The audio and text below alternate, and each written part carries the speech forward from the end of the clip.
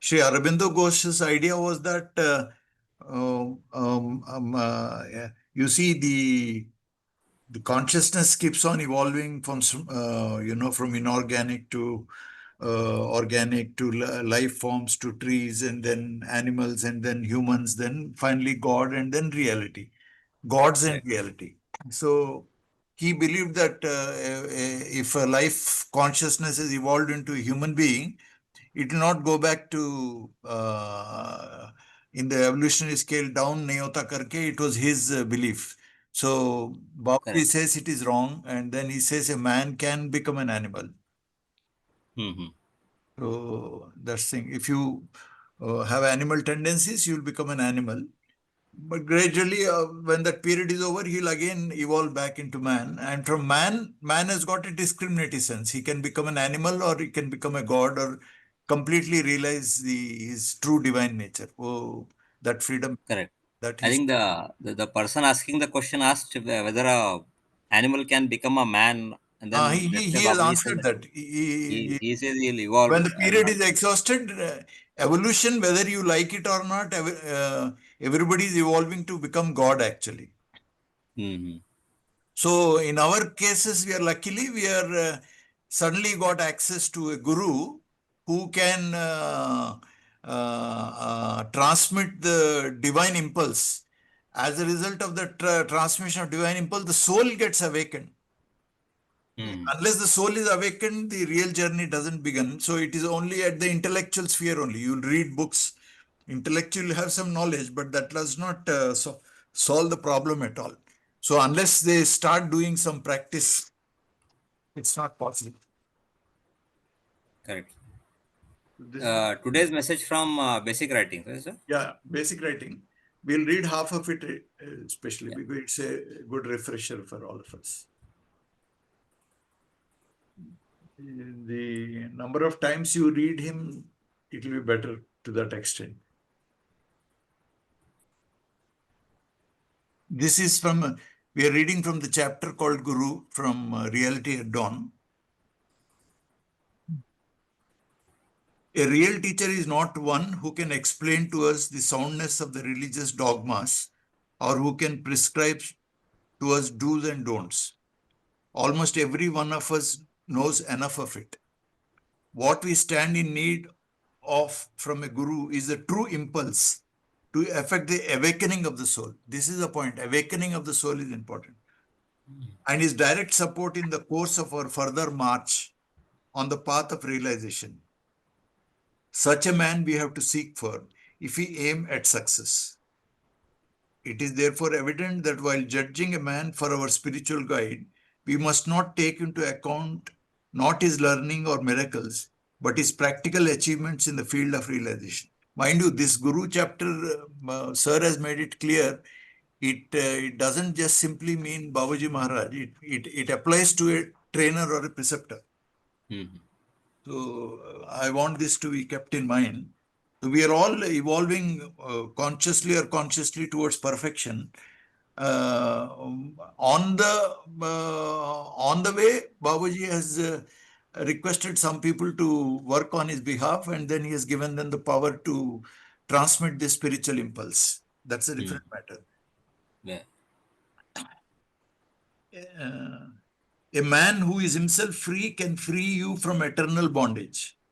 If your guru is not free from the bondages of samskaras, maya, or ahankar, it is not possible for him to free you from those bondages. Suppose you are bound to one pole and your guru to another. How is it possible for your guru to free you from bondage? Query. Only a man who is himself free can release you from the bondage. People have in most cases gone astray for this very reason, as they have submitted themselves to the guidance of such unworthy teachers, whose primary motive is perhaps mere self-aggrandizement or some personal gain. With this view in mind, they are generally found to be eager to maintain their position and prestige by false impositions. To them, it is probably the greatest shock to their pride of power and position to acknowledge the superiority of anyone more advanced or better accomplished. This is nothing but ahankar in the crudest form. If you submit yourself to such a guru, you are sure to inherit the same feeling of pride, which is the worst type of grossness and is sure to hamper your spiritual advancement. Liberation is never possible so long as this evil exists. Spirituality is in fact such a superfine state of mind that every other thing will seem to be heavier or grosser in comparison to it. The delicate feeling caused on the senses by the sweet smell of a rose is far heavier. I may express it as a state of perfect tranquility and moderation, in complete harmony with nature. In this state of mind, all senses and faculties are, so to say, in a sleeping or dormant state. Their working becomes automatic, bearing no impression upon the mind. Perfect peace is one of its high stages, although the real thing is still onwards, when even the consciousness of peace fails. For the consciousness of peace too causes some weight upon the mind, though it is very insignificant. What we are really quite unconscious, when we are really quite unconscious of the very presence of peace, we are in true sense free from the impression or the weight of the feeling. The condition at this stage is peculiar. It is really neither anandam nor otherwise. Words fail to express the real condition of this stage. Such is the condition we have finally to achieve, for which he and he alone can be capable guru, who is permanently abiding in the condition described above, and has the power and capacity to transmit by his will force the spiritual state into the heart of the abhyasi and to remove complexities and obstructions therefrom. None below this level is fit to impart spiritual training to others. That's the idea. Any questions or anything? I mean, it's quite clear. We are all momentarily getting into that condition when we sit in meditation, when we are free from all desires, and when our attention is undistracted and our whole being is paying attention to the presence of God inside us, then the duality vanishes, and then you become one with that. But then that state has to continue to waking time also. So that requires constant remembrance to achieve that state. And then the condition which is describing comes to pass actually. Correct. So it is easy in one sense because self-dissolution, because ego is not a real structure, it can be washed off. And reality is real, so we can achieve reality. Yes. It is a matter of greatest regret and pity that this age-old process of yogic transmission, originated and widely practiced by our ancient sages, has now gone into complete oblivion in the very land of its origin, where today only but a few might feel inclined to believe it even.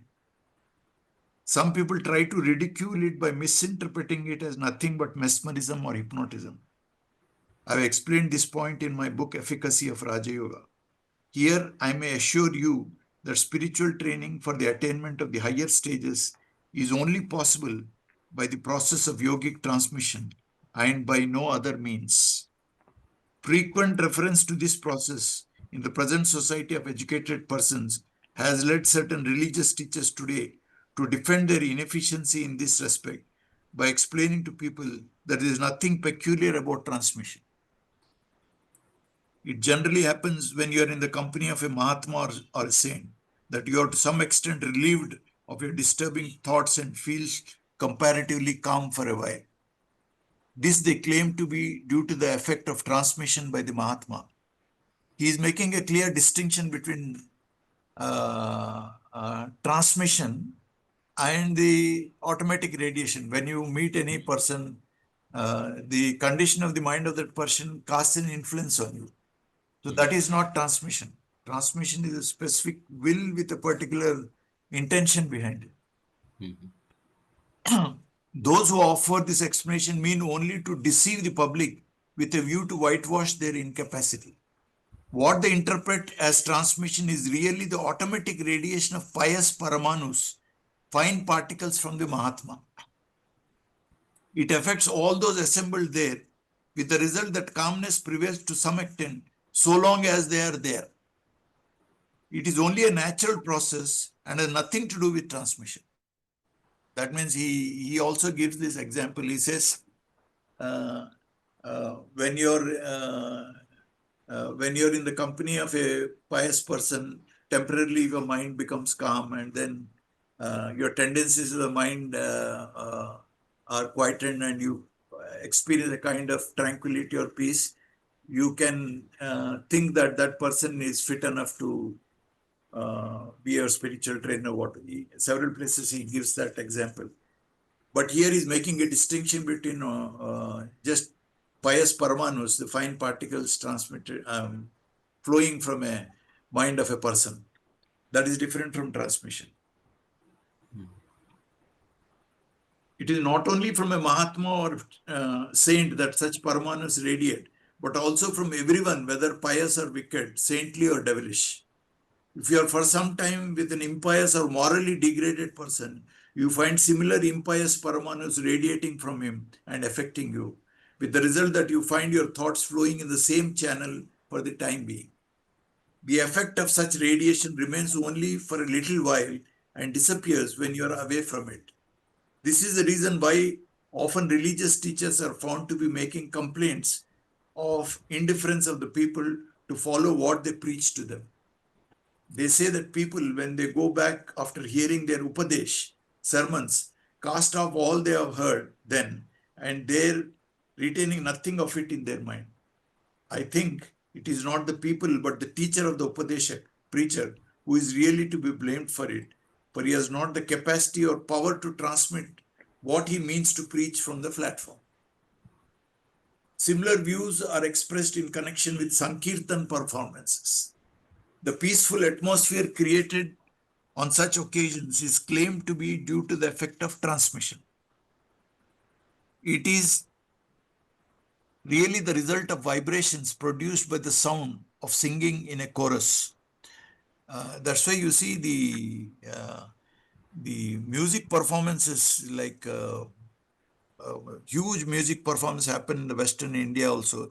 They have such a powerful effect on the people. The mind is totally swayed by the music, and then that's why people get addicted and all that. It's a very powerful influence on the group mind, actually. We experience the same thing at all music parties which we attend. On such occasions, our mind is mostly focused on one and the same thing, which is in our view, and we are for the time being unmindful of other things. In Sankirtan, as our thoughts are located on some pious ideal, we begin to feel the same thing in our heart automatically. It has nothing to do with transmission. Power of transmission is a yogic attainment of a very high order by which a yogi can infuse by his own will force the yogic energy or godly effulgence within anyone and remove anything unwanted in him or detrimental to his spiritual progress. He can exercise this power not only on those assembled around him, but on those too who are away from him. The power can be utilized in any way at any time. One who has got command over this power can at a glance create temporarily or permanently a condition of the mind which is far ahead of the existing condition of the mind of an abhyasi, and which otherwise will require a lifetime to be achieved. It is not only a vain assertion, but a bare fact, and may at any time be practically verified by anyone who pleases to do so. Sages have often, through power of transmission, changed the entire nature of a man at a mere glance. The wonderful examples of the great sages like my master, Samartha Guru Sri Ramchandraji Maharaj of Fatehgarh, Swami Vivekananda, and others offer ample proof of it.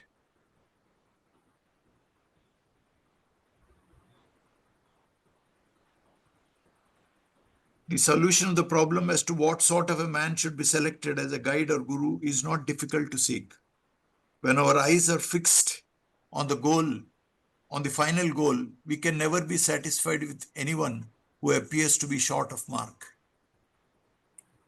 Every saint or yogi has got his own level of attainment and of self-elevation. If we attach ourselves with any one of them with faith and devotion and secure merging with his highest condition, we will ourselves attain corresponding elevation. It is therefore absolutely necessary to select one of the highest attainments as our guru.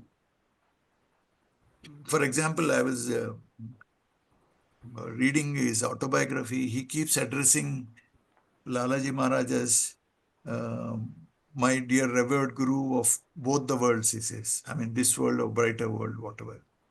So even though he's revered Babuji Maharaj is not available on the physical form, his form is available to us. And now when you're reading his thoughts, and we feel a sense of adoration towards him, we are directly in touch with him. And so all his qualities of like his balance, and then his mind, which is perfectly in tune with the 10 commandments, all those qualities will slowly start percolating into our mind also. See, this is very important for people to think deeply about this. If we attach ourselves with any one of them with faith and devotion and secure merging with his highest condition, we'll ourselves attain corresponding. It is therefore absolutely necessary to select one of the highest attainments as our guru. If unfortunately we are somehow or other induced to select one of inferior attainments, we'll correspondingly be lagging behind in our final approach.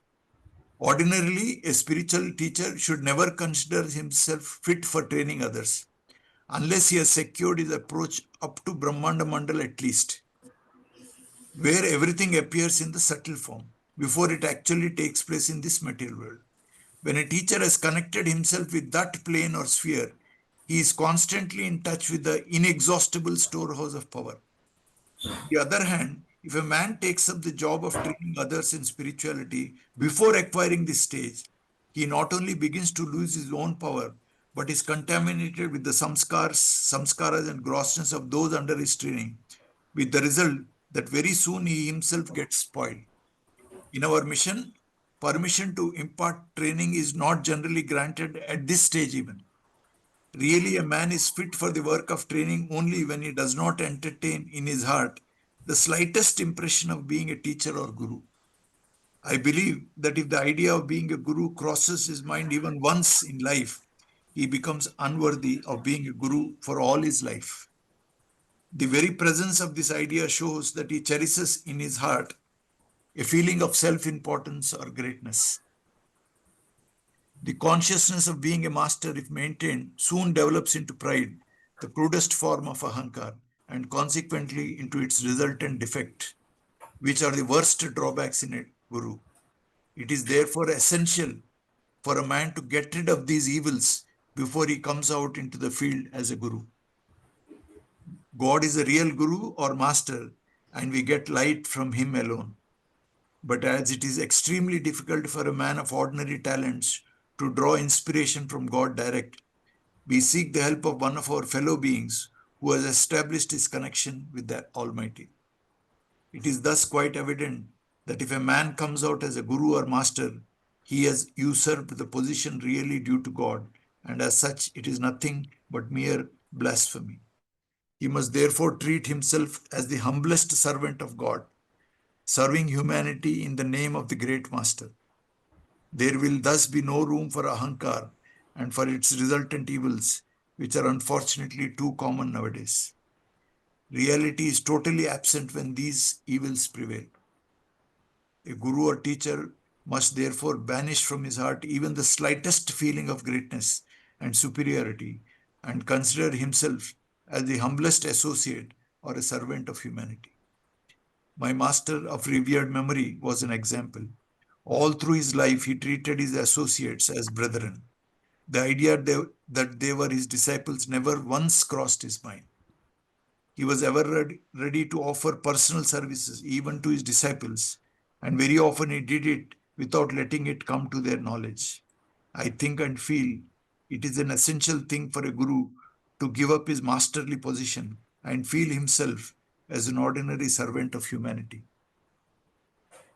His claim for personal services from the disciples has no justification except in cases of dire necessity, and that too only to an extent to which he himself is prepared to render to his disciples. He writes in his autobiography, he says, if anybody does any service, I feel obligated towards him, and unless I render some service uh, to pay back that obligation, he says he says even afterwards he feels obligated. My nature is that even after repaying that obligation, still the obligation remains. I remain in that state. If you read his autobiography, he mentions this. So you can just get an idea of what is the nature of the mind of the guru. So unless you contemplate on that, you'll if you contemplate deeply about it, you'll get uh, what is spiritual life and how mind can be molded into that form actually. Most of the so-called gurus nowadays encourage the practice because it offers them personal comfort and feeds their vanity. They say that by touching the feet of Guru or by massaging his limbs, the magnetic currents pass on from the Guru to the disciple, which helps the disciple to form pious samskaras. Thus, by this practice, the disciple draws in much of purity and piety from his master. It may be true, but let me question them for a while whether the same thing is not possible if the Guru renders the same service to his disciple. I think none can dare deny it. Evidently, then, the motive at the back is nothing but personal comfort and ease. In my humble opinion, the process should now be reversed in accordance with the need of the time, and the Guru should himself render such services to his disciples. Really, the position of Guru is very strange. If he feels himself as a master and hence far above his associates, it will be an ahankar of the worst type in a Guru. It is really the lookout of the disciple to devote himself to the service of his Guru with love and devotion, and not the right or privilege of the Guru to demand it. I am reminded of an instance. A simpleton once approached one of such prevalent type of gurus and offered to become his disciple. The Guru, delighted at the prospect of one more addition to his fold of Gurudom, began to teach him the duties of a disciple. You should, he said, be in complete submission to your Guru, attending all the time to his personal needs and services. You should prostrate before him every morning and evening and go to bed after the Guru is asleep and get up before he wakes. The poor fellow, finding himself incapable of doing all this, innocently questioned, what will be the result if I fail to act in strict accordance? You will be turned out and doomed, was the firm reply. Then, sir, he added politely, it shall be very kind of you if you accept me as a Guru. We often come across instances of jealousies and frictions between a Guru and his disciple. What is all this due to? It is only on account of selfish interest or personal gain. A Guru must therefore necessarily be quite devoid of any personal motive or selfish interest. He must be totally free from all feelings of pride or greatness. He must be a selfless man and a true servant of humanity at large, teaching people out of pure love without any ulterior selfish motive of name, fame, or money. He must have his access up to the farthest possible limit and must have the power of yogic transmission. Such a man we must seek for as our guide if we want complete success. It is better to remain without a guru all the life than to submit to the guidance of an unworthy guru.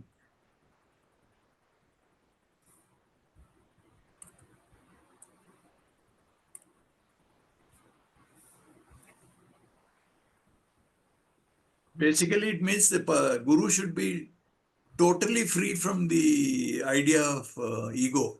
I mean, feeling that the body belongs to him or the mind belongs to him. That's a real guru when he has when he has effaced the ego from his mind, or the doership is gone totally. Right, sir. That's all. We'll stop here and then very straightforward. The only thing is we are reading to refresh our ideas so that Yeah. So more than the guru itself, it's also about the person who is wanting to have a guru, and you know. that's why the the uh, guru is one who has got the capability of transmission, whereby he can impart this the divine impulse to awaken the sleeping soul in the disciple. But if I, like, suppose if you put a seed on a ground, the seed should take birth. The field, if it is not ready, what is the Mm. point? So, but it is a Babuji repeatedly is very fond of quoting this. If the field is ready, there is a mysterious law operating in nature that a guru that uh, receptive soul which is seeking realization, that is when you can say that the field is ready, and then he is fit to receive a seed of divine love planted in his heart. He says a guru will come to the door of such a craving abhyas. So the qualifications of a disciple are also there. No, a disciple is one who is very he's craving to find his true divine nature, and he is willing to enthusiastically follow the all the instructions of the guru. So that person is a disciple. So many people just as a sake of curiosity, they join. You, that's not an ideal ground where the seed can be planted. So that is a fact. But what happens all this while reading all these things, even though it's an intellectual thing, but my personal belief is that the words of the master are backed by his spiritual power that can trigger off real craving at some point, and then you can become a true disciple. Actually. And once you become a true disciple, the master is so powerful, the goal is very near there. ठीक है ना? That's you got the idea, no? I mean the Yes. disciple का भी requirement है. Suppose मेरे को बीमारी नहीं, why should I go to a doctor? Hmm. Suppose I am troubled by life and I want some happiness in life. I do not know. I know that it is some higher spiritual stage is possible, that vague feeling will be there. You do not know how to access that divine resource inside you. Then you require the services of a guru who is really he is in contact with God, he is merged in God, or then the real transaction is taking place. So that's why Babuji said, don't take everybody into the mission. People who are interested to for realizing their self-realization only, they should be given training. And if people have joined by the way, he said it is the responsibility of the trainer to guide them to develop true love and devotion towards the object, actually, towards God, actually. So that is the responsibility of the trainer. Yes. And all our efforts of this book reading and all is only towards that only, to increase our motivation, to increase our sincerity in practice. Okay, then we'll meet next Sunday.